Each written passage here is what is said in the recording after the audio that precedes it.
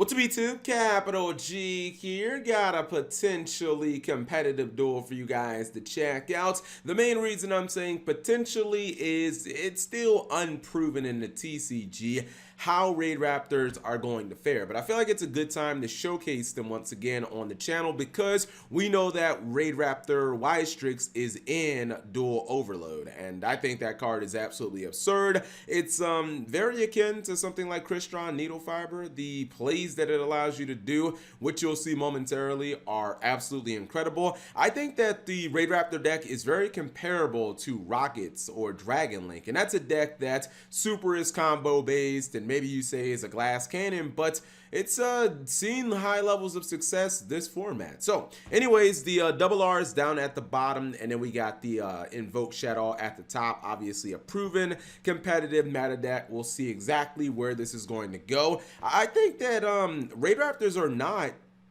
this is just my opinion, I don't think they're a bad pick for like YCS Charlotte. Now that we know Y-Strix is in Dual Overload, like I think they're a pretty good pick. So anyways, Y-Strix going to be used. His opponent is going to go Soger. No problem, bro. I'll just make another copy of Y-Strix and then I can still be able to activate the effect, which the most important effect is being able to get that Soul Shade Force going into the Samorg Link, which by the way is also in Dual Overload. This is the reason why I really feel like RaidRaptors can do some stuff. Both of their Link monsters, well, Samorg Link is not, it's not actually a RaidRaptor Link, but it's a Link monster they will use. Both of them are in the same set. Gonna go ahead and bring back one of those Falcons, rank it up in the True King of all Calamities, and then activate another one. Usually that will go for Cyber Dragon Infinity. During the end phase, the Samorg Link will also summon the Wind Barrier statue from your deck, and this is the general type of turn one that you're able to make with RaidRaptors. I've actually seen,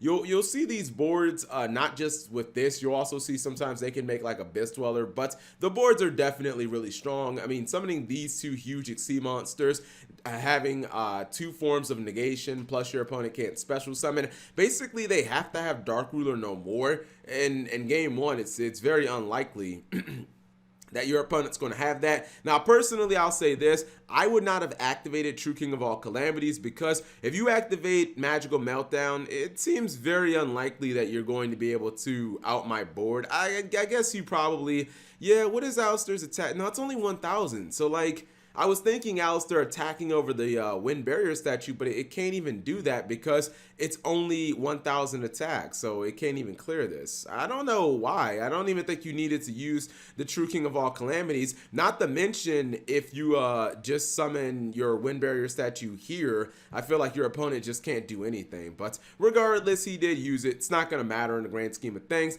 He's going to attack. His opponent tries to use Squamata. Cyber Dragon Infinity just negates during the damage step, or when it's flipped up, and then he can just go ahead and close his opponent out. So pretty easy win for the RaidRaptor deck, and that's generally how it goes with double R's. If you're able to start and you're able to get that board, you're probably not going to lose. Now, when your opponent starts bringing in that heat out of the side deck, things will get a little more difficult for you. You can see his opponent has Nibiru, Effect Veiler, Dark Ruler no more, all the go second cards, and he did force him to go first, which he probably feels okay with, but then you get Nibiru and everything changes.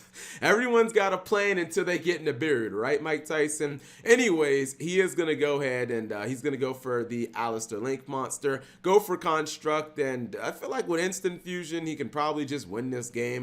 I mean, whether he attacks over his Nibiru token or just sucks it up, but he's going to go for Merkaba, and maybe he might actually just be able to punch through. Shadow Hedgehog is going to get him an L. Yeah, I think the L might actually just do it there because one direct attack, two direct attacks, then activate L, go for a third direct attack, and that is a wrap.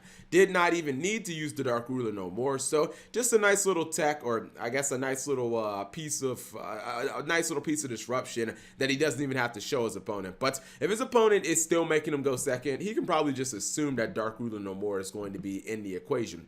Third and final duel. going to be very similar to the first two, and it's going to be similar in the fashion that the RaidRaptor player will once again make an incredibly strong board, but it is about how many like powerful go second cards you have to break that board. Now personally, if I was running RaidRaptors and I knew for a fact that I was going first in the final game, I would consider siding in things like Anti-Spell Fragrance, Imperial Order, Solemn Judgment, because those are like the main cards that, or the main cards that is going to probably beat you is going to be Dark Ruler No More. I feel like if you stop Dark Ruler No More, you're probably going to beat whatever your opponent's going to throw at you. So you see right here, this is the same exact board from the first game, except it's even better because it also has an Abyss Dweller. So you're ending with Cyber Dragon Infinity, Abyss Dweller, the Wind Barrier statue, and then also True King of All Calamities. And even if you get Super Polyed or Dark Ruler No More, you can already activate these two during the draw phase or the standby phase. So your opponent can't even really do much about that. So that's definitely a positive.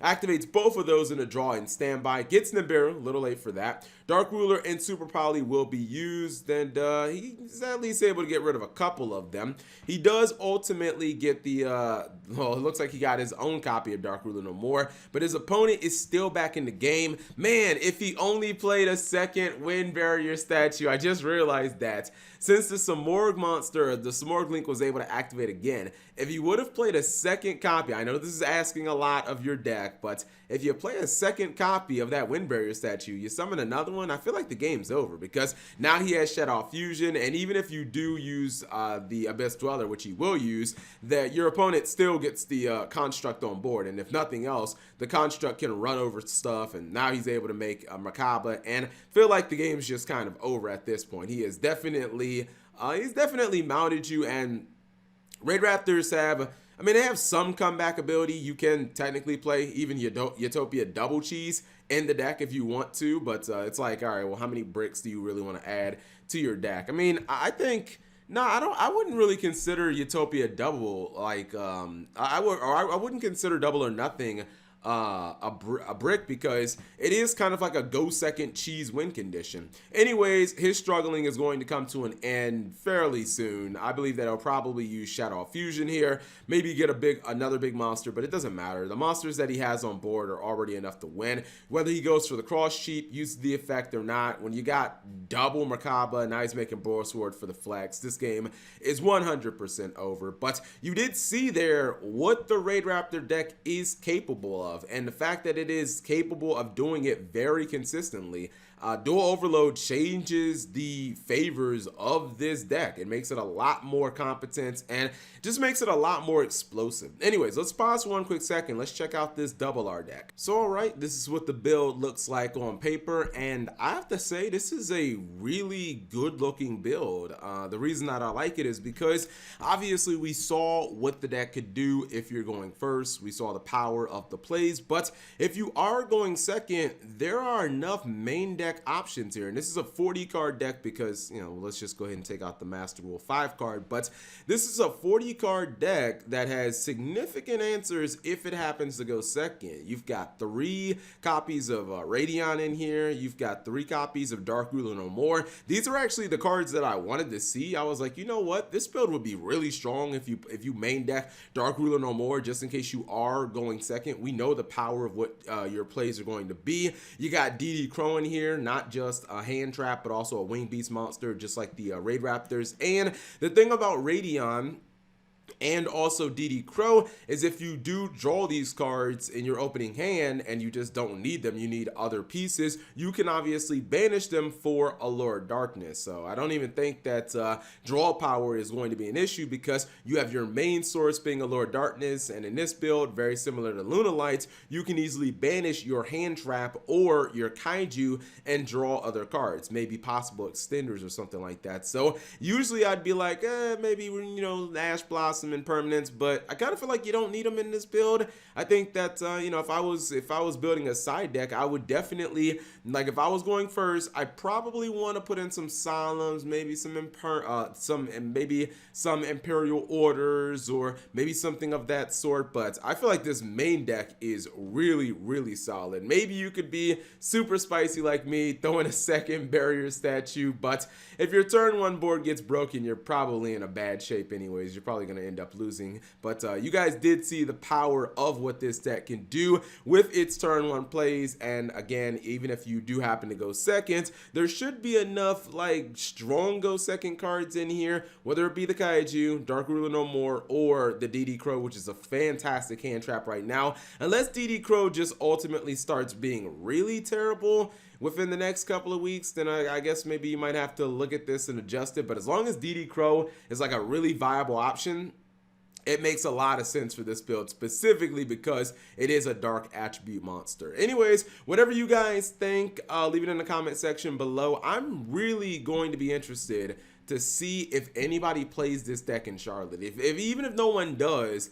I'm still not going to say like it's a bad deck, because people said that about Rockets, and then like Rockets came out of nowhere and won the UDS, so they kind of proved like, hey, we always had potential. Anyways, thank you guys for watching. As always, subscribe if you have not already. Turn on that notification bell for daily videos. Of course, the deck list will be in the description.